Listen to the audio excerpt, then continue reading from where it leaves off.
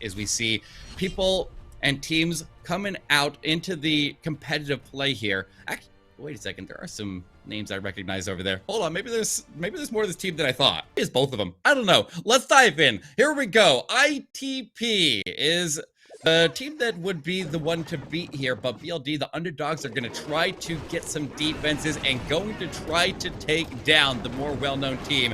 But we'll see what happens here as we begin with Lord sending in a queen charge into Lalo. And he's going right after the town hall here. Now, look at the opposite side of the base. Look at the area around the rage towers. This area that the queen charge is moving into is relatively light for the Lalo portion of the attack there. But the other half, the path that the Lalo's gonna have to go through is gonna have to power through multiple raged up multi-infernos. And that is gonna be a very, very dangerous area of the base there. And I'm very curious to see what his plan is for me. Now, unlike the teams that we just saw in the upper bracket that had a 2-1 record, these squads have a 1-win, 2-loss record. That means that they need to win here and now in order to just have a chance to advance, whereas a loss is actually elimination. One of these teams will be finished after the end of this war, whereas one of them will have to face off against a team that has a 2-2 record from the upper side. It's going to be that queen charge going into the center right now with that Grand Warden to support, getting the CC pull and slowing down those rocket loons. Thank goodness she can shut them down nice and early. Monolith is firing away at her, but with a little bit of poison spell support, she should be able to take out this Lava Hound, and the pups not too much trouble at all, Eric.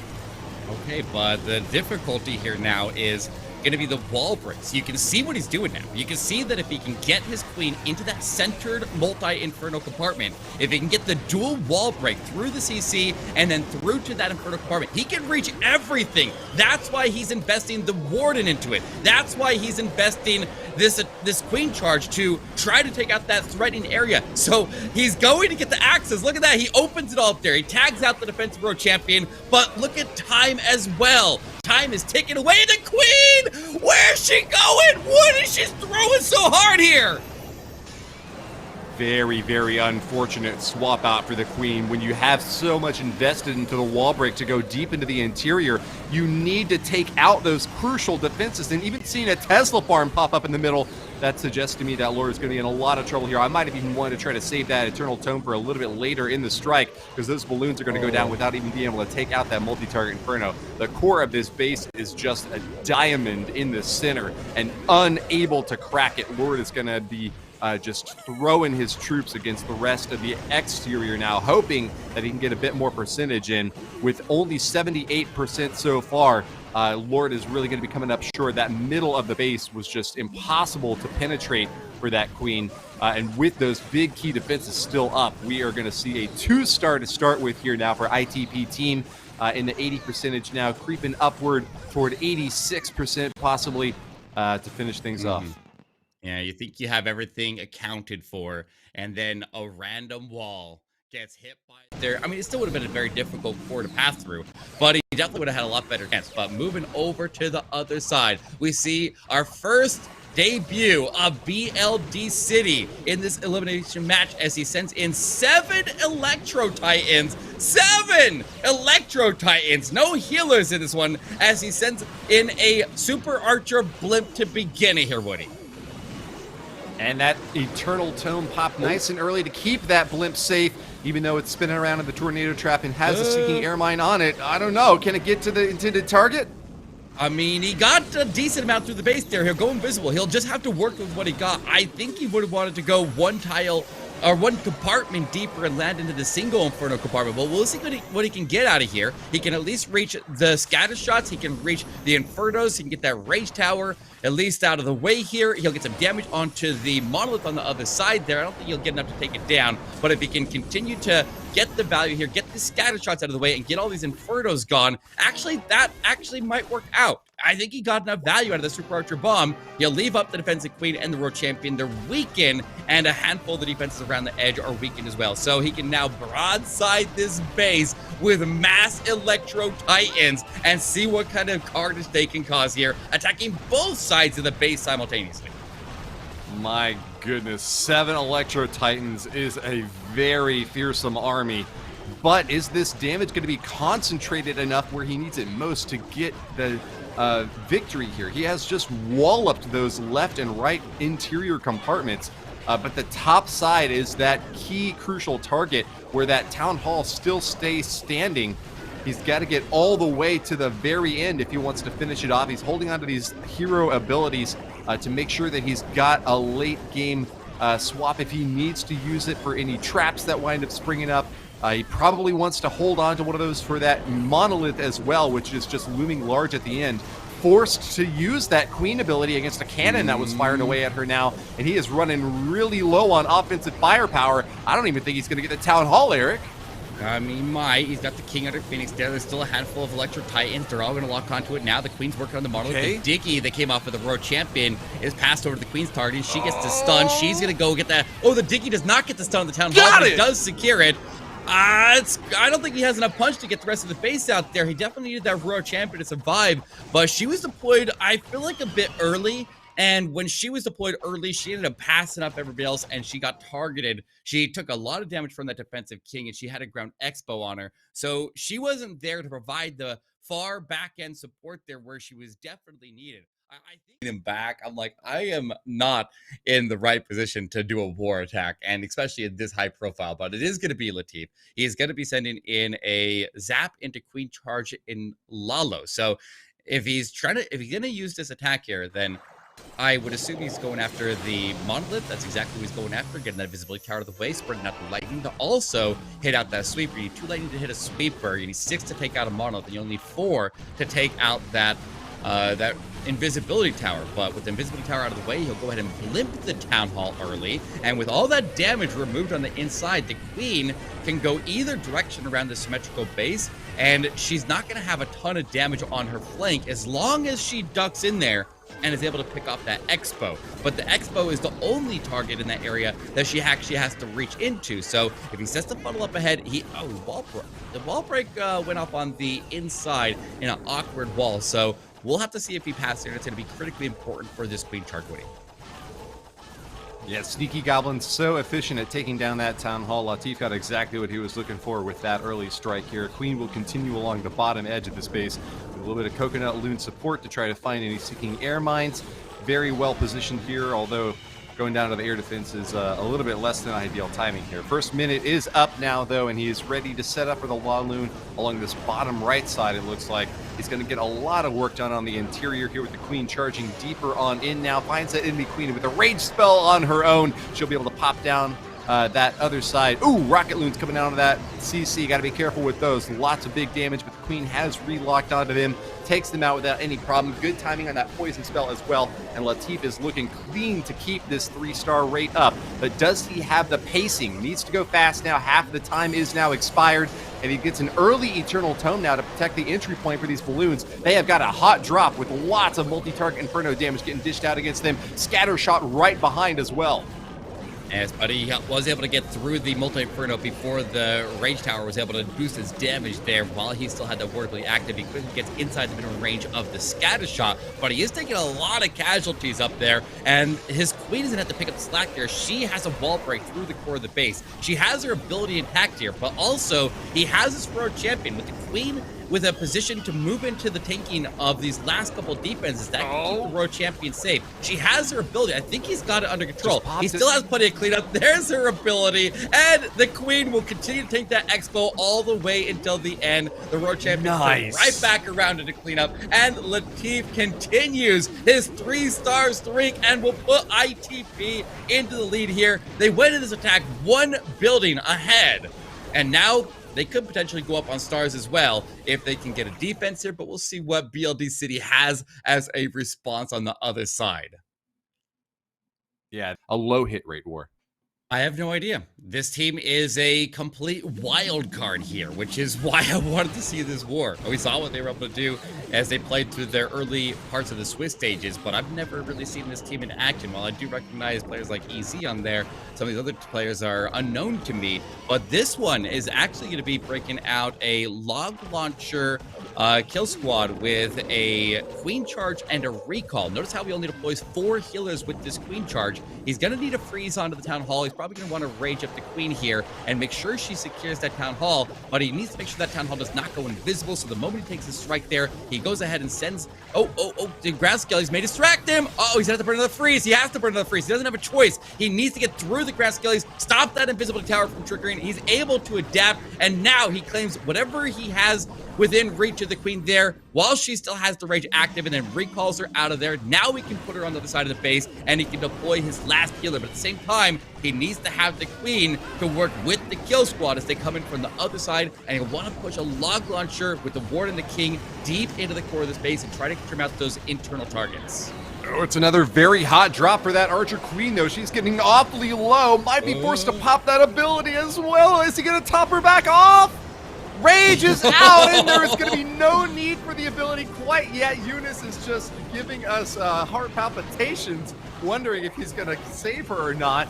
But the moment-perfect drop there will give her a bit of a relief, breathing a sigh as she moves on into the right side compartment. Now we'll get a chance to shoot away at that enemy Royal Champion as well. Enemy Queen still has a few more hit points and could cause problems for a Laloon raid, so I'm wondering how he's going to take her out. Yeah, she's a low HP. He's got 2 headhunters, though. He's got them on standby here. They're ready to go. He just needs to get the queen to clear out that right side compartment. He would have preferred that his road champion was able to power through the defensive queen and get that multi-inferno down. That would have been a much stronger setup. So it's not going to be an easy push here. The queen, honestly, she's looking pretty solid. She still has her ability intact there. She could probably handle that monolith once she generates her archers and is able to get some distraction. So just go ahead and start in that Lalo on the other side. And now the question is, do we use the rage on the queen, or she's taking fire early, but do we use the rage on the queen, or do we use it on the Lalo here? And that's going to be a decision that he has to make on the fly. He rages the Lalo and lets the queen ability carry him through the other side. He's got all those archers generated, and they're going to give the distraction for the monolith. He gets the expo down. He'll take the monolith down. He takes the scatter shot down, and Eunice just needs to finish it up in time here, Woody. 20 seconds left. He has got a little bit of an awkward spread here now where the queen is not going to be able to get her way through unless she can crack down through some walls. That's plenty of damage, but is it going to be concentrated where he needs it most? Looks unlikely. Finishes off all the defenses here except for just 2 along the top side, but that is not going to be quick enough. And Eunice, with a beautifully planned attack and some expert recall deployments, just did not leave himself enough time. The only thing he could have done there is maybe he was able to slip in some headhunters to go after the defensive queen to keep his road champion up. I think that might have been the difference, but we're not going to be able to find out because now we have Zubati coming in from the other side. It is going to be a Super Wizard Bomb or Blizzard as he sends in that blimp carrying Super Wizards to drop right into the channel, able to freeze up the sweeper to stop it from knocking him back, and he's going after both of the scatter shots here that are clumped together and going to clean that rage tower as well. If he can actually take the strikes at the wall, he would be able to chain off of the wall and hit the defensive queen if he's able to get them to attack that wall and head that direction. So I think they're going to leave it, though. They're going to walk all the way to the end of that channel, and they're going to be taken down. But you know what? He got all of his primary targets there, Woody. He even got the CC pull because they path all the way to the top. So now he can fight it off in safety, and he can push his queen towards that town hall. And if she takes it down, he's in a very strong position. Yeah, those Super Wizards, unfortunately, just wandering even half a tile outside of that invisibility spell at the end there. Could have gotten a bit more value zapping into that top side, but as you mentioned, got all the key targets down that he needed to. Super Minions trying to deny this Archer Queen, going to get a nice few shots off against her, and because there's no healers, that damage will be able to stick. Zubaidi is going to add on that Barbarian King along the top side and is looking to consolidate the gains that ITP team has made with that 3-star that they just scored. Can they get another now? Top side is going to be another early strike here for the Archer Queen, trying to get that Town Hall down so that he can focus entirely on cleanup toward the other side. Ice Golem's going to be able to pop and freeze all the defenses in this upper category, and with that Archer Queen ability, shouldn't have any more difficulty taking down the Town Hall. There it is, pops the Royal Cloak, and she will be able to finish it off. Refocuses attention now down to the bottom side where Archer Queen is still going to start firing away at the lava loons. He's got that freeze out, but what is he going to do about that Queen, Eric?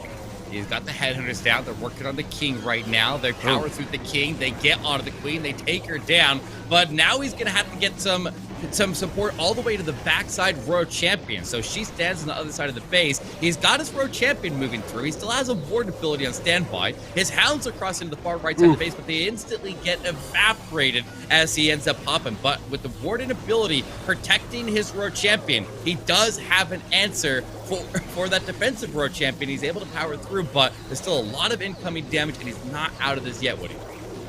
Yeah, certainly is not. Those balloons stacked up all in one position are not going to be happy when they find a wizard tower on the other side of the base.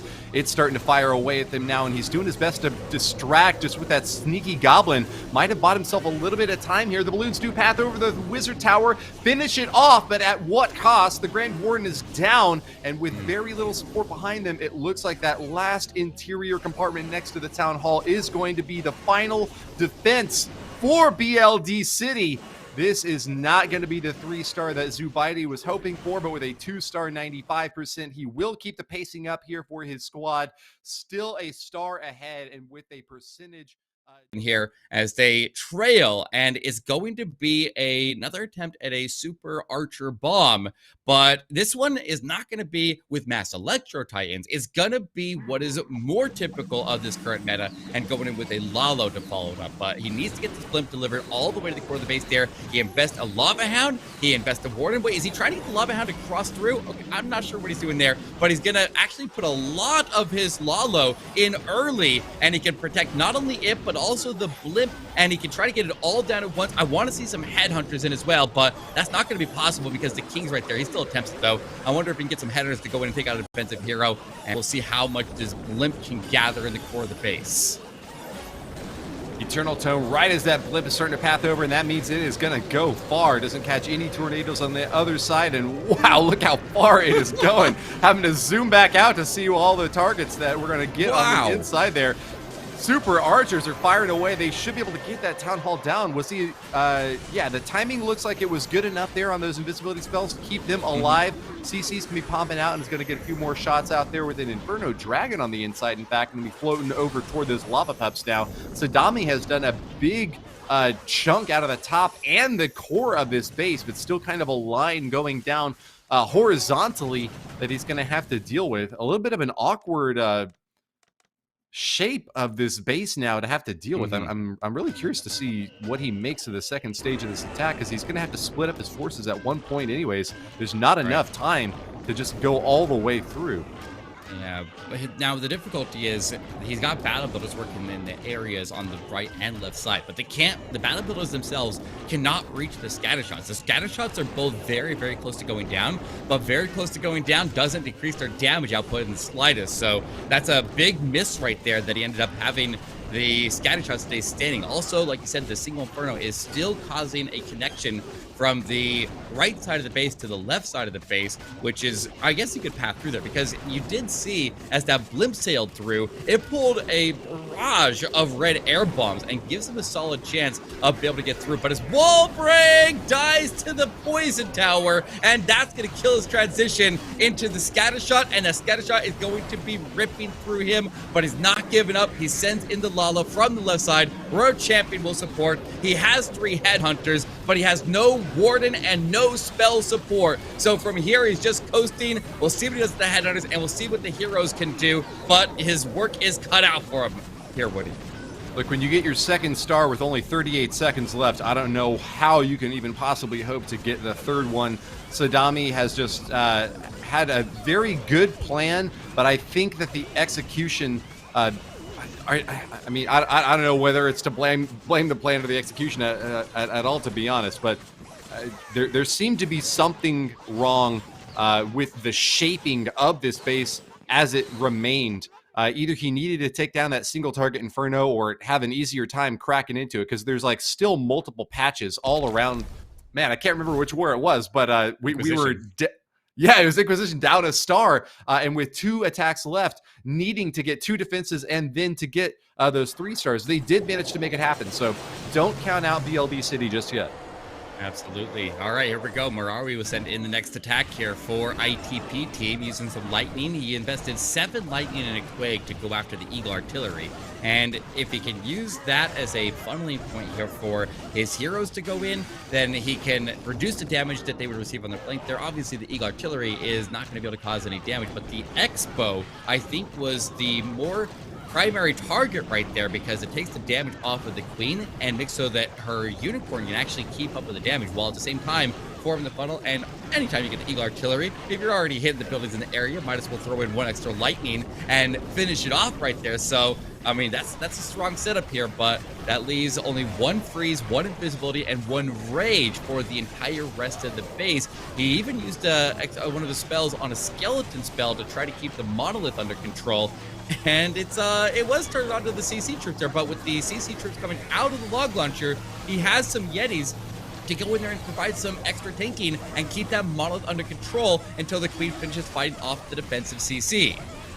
Yeah, Yetis are just so excellent at getting that almost guaranteed damage. They're relatively tanky on their own and can get some big shots off, but it is just hard to take down all the Yeti mites before they get their damage in. So very reliable CC troop to include whenever you've got a siege machine going deep into the base. Town Hall yet does not go down, but the Archer Queen should be able to finish it off. Makes it a little bit awkward for the timing of that Giga Poison, though, especially if she gets rotated on in there with those archers. They are just going to just be desiccated by the remaining poison spell there. She is doing her best to hold on, but with the loss of that unicorn as well, that is going to be a queen down for Marawi. He's going to send in the balloons now with that Eternal Tome. Finally gets a Lava Hound added over onto the top side now. He's got these troops boosted up with that potion, and so he has cut them at max despite maybe not having them maxed out himself, but he is going to be going full force into the final compartment now on the bottom left side with a lot of loons still standing. It's just that multi-target Inferno that I'm worried about because there's no spells to help keep these balloons up. Yeah, multi and the Teslas increasing the damage output in that area significantly. If he can mow down the most of it and keep the balloons to control the Warden's targeting, he goes to the Inferno, he steps his way in, there we go, locks on, Warden gets the assist, he takes it down, he can reach the final Teslas with the Warden, and Woody's got it! He's got the triple, and ITP gets another one on the board. Locked and loaded. Marawi fires away and will keep that 3-star streak going.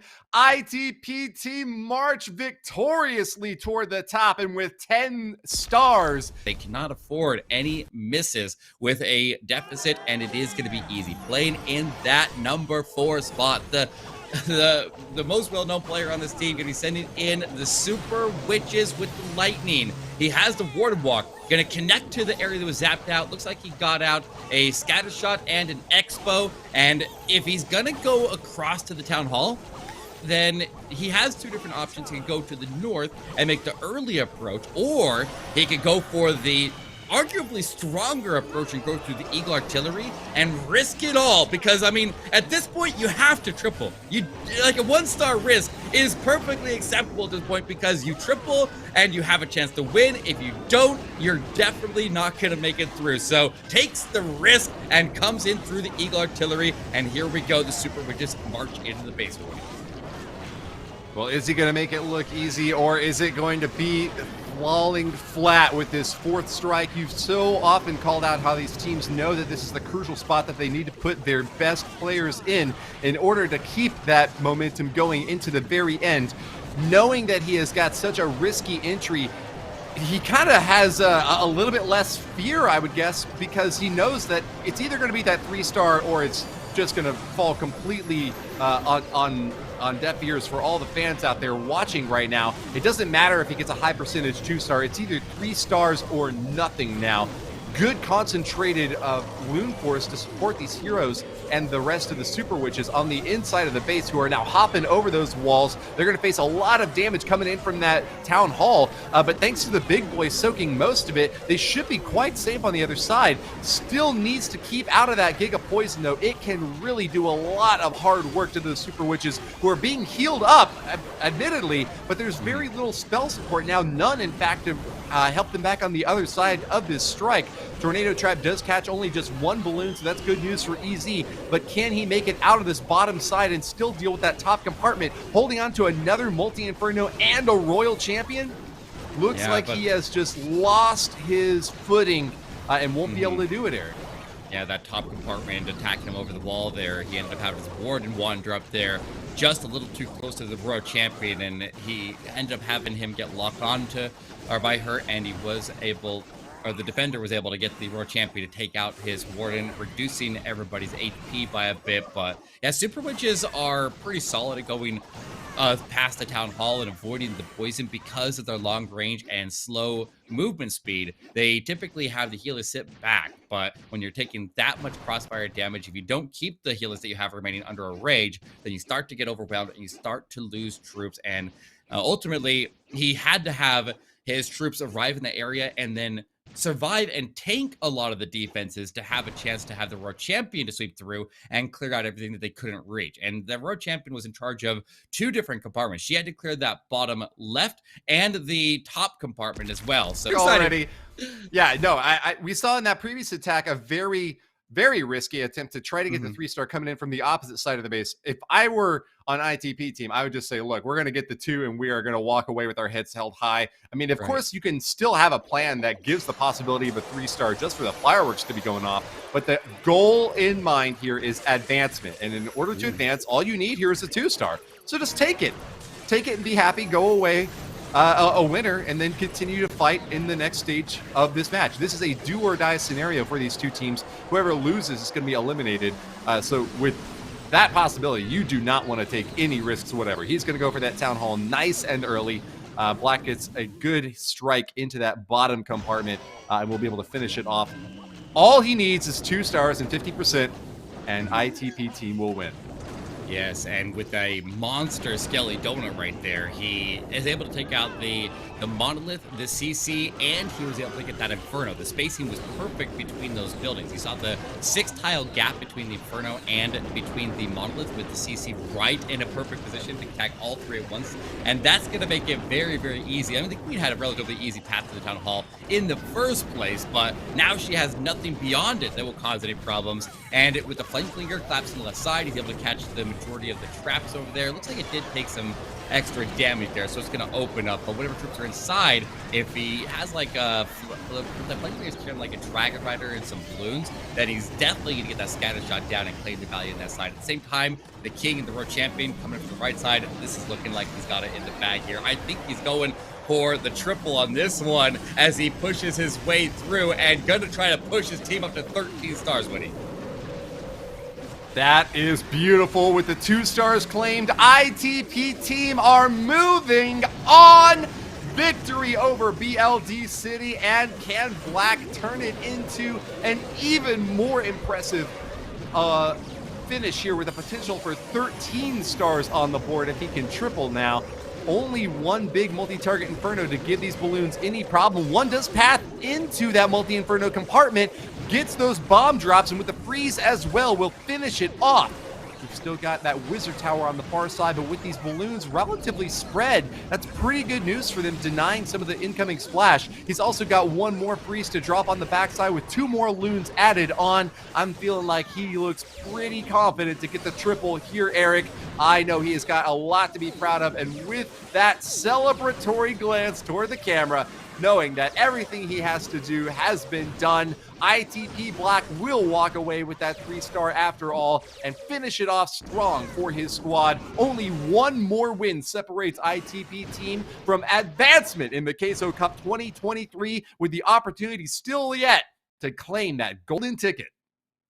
Lingering in that lower bracket, and with the top level players, I mean, they're going up against bases that just can't even stand up to their might. But there's something really special about this time in the meta, when we've had a few months with our new town halls to get a sense for what the strongest strategies are, but haven't yet really settled into the optimal modes of attacking, haven't really gotten those buffs yet, higher level troops that are necessary to get the hit rates above 50%. This is a very special time right now to claim a golden ticket, because it says not only did you get mastery of this town hall early on, but you got it in a time when hardly anyone else could even really get their footing. ITP team doing very, very well on defense with these bases, denying BLD City even yet a single triple so far in this war, and yet with 3 3-stars to their own name. have done an amazing job and are certainly qualified, in my mind, to advance. But they're going to have a tough time in that 2-2 bracket against one of the teams that previously lost one of those Chasmac squads, or potentially, I know we also saw. Let's see, who are they up against? VN Esporting is going to be joining the two Chasmac teams in that 2-2 bracket.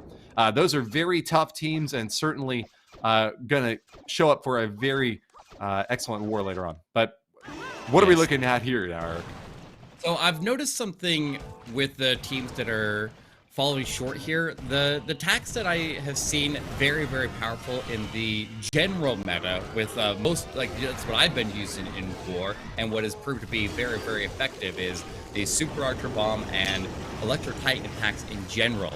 But we're noticing, I think everybody should notice that as we have been playing through here, the top teams have bases that can stop these attacks. And so with this one having the Town Hall Stain standing at the Super Archer Bomb, not able to claim enough value, these bases are built to stop these key attacks here that have been such a big part of the meta. And the top teams have been sticking to the Lalo attacks and the hog attacks and the hybrid attacks and stuff like that. Some attacks that require a bit more planning, a little bit more creativity, a lot more adaptability. And we see those teams separate themselves out from attack because those strategies are so adaptable to whatever base you're coming at. You see these Electric Titan attacks and Super Archer attacks falling short when people try to stick with the meta because the base building is just on another level from the high-end teams. And it really, really separates the mid-range teams from the teams that we would expect to make it into the World Championship. So I think the defensive meta is very, very interesting. And like you said, a lot of wars are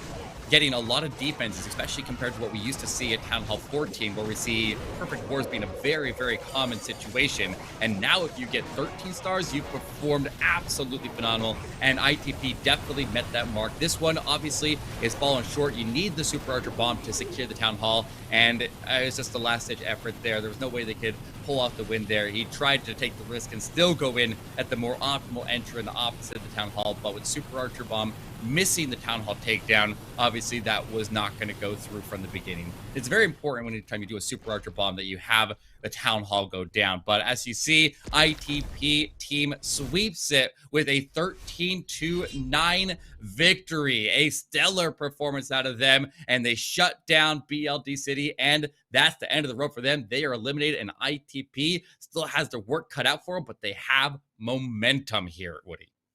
Superb showing from ITP team. I don't know if we've seen any war wins on a 4-star margin yet. So to be able to pull off that 13-9 showing here against BLD City, squad that actually got a 1-star, not sure.